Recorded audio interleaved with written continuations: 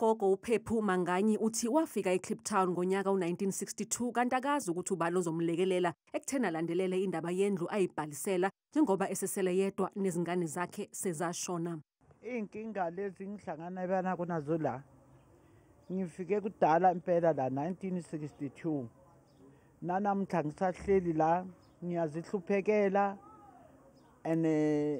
angazi ukuthi ngathini ngoba indlu lengiyibhalisile basibhalisile izindlo isifomo ibifomo nginazo banitsarisile bifomo sifomo bagcina ngokungibhalisa kuphela kepha indlu namanje angakakwayitholi sisahleli futhi sengisele ngedwa kule ndawo nabantwana bami sebashona ngilokhu ngihlala lapha angisenamuntu ongibhekile futhi angisenalutho amanzi awekho izindlu zangasesa zikho njengoba sisebenzisa amabhakede adinga ukulandwa kuyimanje asazi senze njani kufanele kanjani. Izakhamuzi ezisahlala emjondolo kuleli lokishi zithi abantu abanikwa izindlu bangeniswa ngokungekho emthethweni njengoba bona besasele dengwane.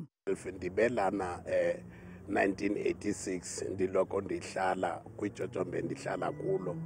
Into ezenzekayo zimbi siyayibona development yenzeka kwaba nabantu bokuqala ngesikhathi kuphathe uShilowa kube kwaba nabantu babakhipha babayisa ezindlini but masicheka sifumanisa ukuthi lezi ndlu abangene kuzo kulama RDP they're not a right people to be there.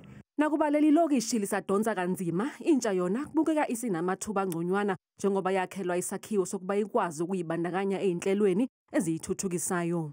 In 2021, we're very fortunate to receive a donation of almost 50 million rands to build this beautiful infrastructure. This center remains the pride of our community, and from the same informal settlement, we want to make sure that we are part of the changes when it becomes formal.